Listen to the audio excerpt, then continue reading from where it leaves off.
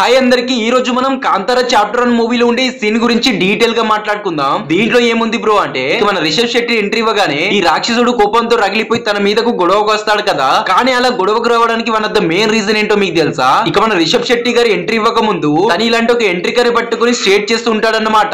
కానీ ఇలా ఎందుకు చేస్తున్నాడో మీకు తెలుసా? దీని వెనుక పెద్ద స్టోరీ ఉందని చెప్పాలి భయ్యా. దీని తెలివిగా మన రిషబ్ శెట్టి గారు అయితే ఈ మూవీలో పెట్టి ఒక కొత్త డివైన్ వైబ్ ని క్రియేట్ చేశారని చెప్పాలి. అటువంటి స్టోరీ ఏంటో తెలుసుకున్నారండి. పూర్వంలో ఒక రాజు ఉండేవాడన్నమాట. ఆ రాజుకు పనులు చేసే వాళ్ళు దొరికే వాళ్ళు కాదు. ఎంత డబ్బు ఇస్తామన్నా సరే వాళ్ళకు పని చేయడానికి ఎవ్వరు వచ్చే వాళ్ళు కాదన్నమాట.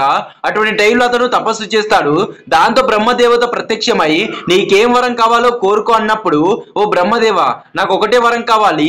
నా రాజ్యంలో పని చేయడానికి పని వాళ్ళు లేరు, నాకు పని చేయడానికి పని వాళ్ళని పంపించు అని అనగానే ఈ బ్రహ్మ రాక్షసుని చూపిస్తారన్నమాట. యాక్చువల్ గా ఇతను రాక్షసుడు కాదు.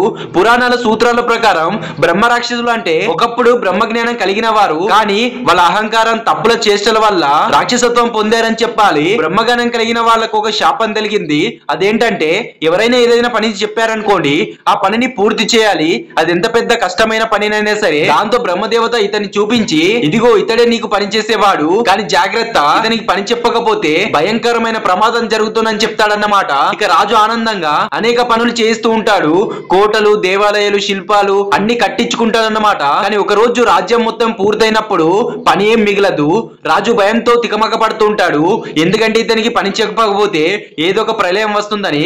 అప్పుడే రాణి ఎంట్రీ ఇస్తుంది. ఇక రాజు తికమక పడడం చూసి ఏమైందో కనుక్కొని, ఇది దేవతల శాపం, దీనికి పరిష్కారం కావాలని ఆమె తన తల వెంట్రుకలను కట్ చేసి ఆ రాక్షసునికి ఇస్తుంది.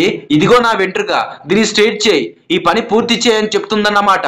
కానీ మానవుల ఎంట్రికలు ఎప్పుడైనా పూర్తిగా స్ట్రేట్ కావు. అవి ఎప్పుడు ముడతలుగా వంకెరగా ఉంటాయన్నమాట. దీని వలన నందీశ్వరుడు ఆ పనిని ఎప్పుడు పూర్తి చేసేవాడే కాదు. అలా అతడు ఏళ్ల తరబడి ఒక గుహలో కూర్చొని ఆ వెంట్రుకలను స్ట్రేట్ చేయడానికి ప్రయత్నిస్తూనే ఉన్నాడన్నమాట. తన శాపాన్ని నెరవేర్చుతూనే ఉంటాడు. కానీ ఆ పనిని ఎప్పుడు మాత్రం ముగించలేదని చెప్పాలి. ఇక దీన్నే కాంతారా చాప్టర్ 1 మూవీలో రిషబ్ శెట్టి గారు తెలివిగా పెట్టి ఒక డివైన్ వైబ్ ని కొట్టేశాడని చెప్పాలి. ఈ సీన్ యొక్క డీటెయిల్ రివ్యూ భయ్యా. ఇలాంటి ఇంట్రెస్టింగ్ వీడియోస్ కోసం మన ఛానల్ ని ఫాలో అవ్వండి.